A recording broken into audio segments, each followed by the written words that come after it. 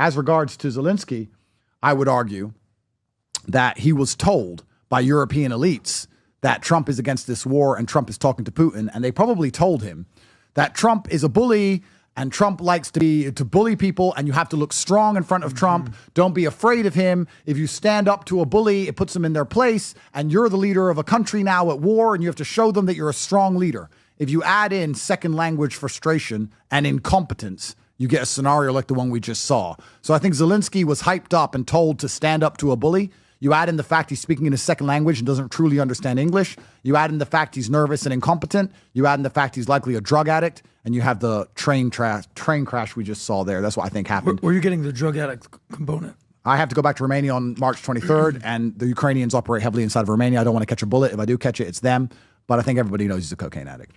Really? Look, Zelensky. Yeah, there was clips about him on this as well. He's geeking out all the time. Yeah, he's heavily cocaine addicted. There was clips about him. I mean, it's easy to be cocaine addicted. You're hiding in a bunker. There's a contingent of your own country who want you dead. The Russians want you dead. Now the Americans want you dead. The Europeans are promising you things, but the Europeans are femme-centric. The Europeans are run by women. And when I say run by women, I get this confused often. I often say that this is femininity that is destroying it. Europe is run by femininity. And when I say that, they'll say, Keir's not a woman. No, but he's not a man, is he?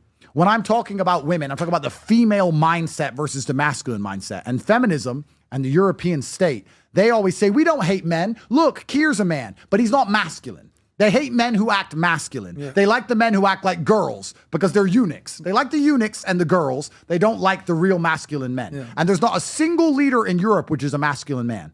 Europe is a feminine continent. And the problem with femininity as a whole is that as their emotions change, their obligations change. It's the masculine imperative to make a promise and make a pact. And even if your emotions change, you stick to your word. That is masculine.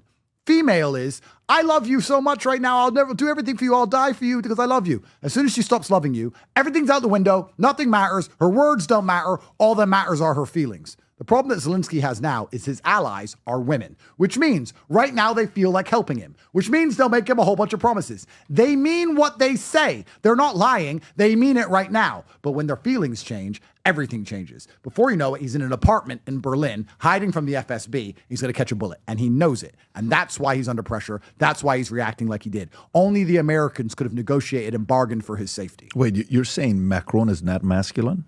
I just want to put, yeah. But no, I think we should get Candace on here and confirm if he is married to his... Candace? Well, she's getting closer. Yeah, she's getting closer. She's doing great. She's doing great. It's amazing. But this is very important that we Brigitte Macron. Well, let's understand this, right? Let's understand this. Europe is femme-centric, run by women. The men are effectively women. There is no masculine man inside of the entire European elite. Europe is women. Do you know what is a strong patriarchy with a masculine influence? America. Do you know another one? Russia. If America and Russia ally against Europe, they are crushed economically, energetically, militarily. They are crushed completely. And they're sitting there like petulant females, refusing to accept the reality that there's two strong men on either side that are tired of their shit, and it's time to shut up and listen. So we're going to see if Europe comes to its senses and gets lockstep in line with Trump's imperatives. I would argue that Keir's done exactly that. Keir sat down in private when he didn't have to act like a tough guy, because he wants to be a tough guy, because you know that woman who gets in your face, hit me, then that's all them. They're all little girls. Keir, soy face, run his mouth publicly, said Trump's bad before the election publicly. Then he sits down with Trump privately. We don't know what's said. Trump leaves and goes, yeah, I like Keir. He's a good guy. I guarantee you it's because Keir's like, sorry, Mr. Trump, what should I sign? Sorry, Mr. Trump. Sign whatever Trump wanted. Otherwise, he wouldn't have got that accolade from Trump himself. And all of these people are going to end up bending over to Trump in the end. And the strongest leader of these European countries is actually a woman, Giorgia Meloni in Italy. It's incredible. That's why Europe's collapsing, because there's no masculine imperative. Well, at least masculine is the defenders. At least Canada has a real man like Justin Trudeau. I mean, wasn't he voted out? Why is he still on TV? I don't know. Why is he still around? Wasn't he gone?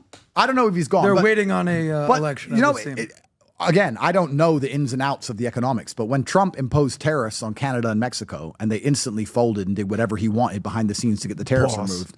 Absolute gangster. Yeah. And I don't know, I can't remember the name of the conservative leader of Canada, Pierre, whatever. Pierre Poilievre. But when all these people start trying to talk tough about Canada and all this crap, you guys need to, they really secretly know the deal, because if they really piss Trump off, they're going to get hit with these tariffs and get wrecked.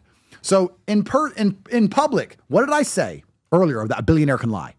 In public, they stand up. Canada will never be the 51st state. We're proud Canadians. We're going to fight against them. Da, da, da. Next day, Trump takes the tariffs off. Why? Is it because of the little stupid speech you made on Canadian TV that no one watches? Or is it because you called Trump and said, hi, Mr. Trump, what would you want me to do, Mr. Trump? Okay, I'll fix it, Mr. Trump. I'll fix the border, Mr. Trump. Sorry, Mr. Trump. Billionaires can lie. That's what they do. They stand up and say one thing and they secretly do another. That's our politics as a whole, all in Europe, all these countries. Every single time you see a leader talk bad about Trump, if they're not currently getting wrecked, I guarantee you in private, they're licking his ass. Would you? Every single one of them. Guaranteed. Any one of them who's talking bad about Trump in public and in private is fucked. And they know it. So they just want to be the tough guy on TV. And the second the phone call's private, like Keir, he's like, I like Keir. Keir's all right. He's liberal, but he's all right. I like his vision. Of course you do. He signed the fucking contract. Of course you bent over. Of course you do. Fucking Keir. What's Keir going to do to Trump? Sit there and what? What's he going to say? No? Fuck off. Can't say no. He can't even fucking put a border up. He can't even say no to migrants. He's going to say no to fucking Trump. He can't even say no to a third world nobody without a passport. He's going to say no to fucking President Trump? Fuck no. Trump has every single one of these clowns exactly where they belong. All of them. All of them. And Zelensky made a fucking huge mistake listening to clowns, which are not only incapable of keeping him safe, but are going to instantly reverse and renege on their obligations when feelings and sentiments change. All of them. So I don't know what the fuck he's going to do. By the way- Besides put a bullet in me when I go back to Romania. That's about it.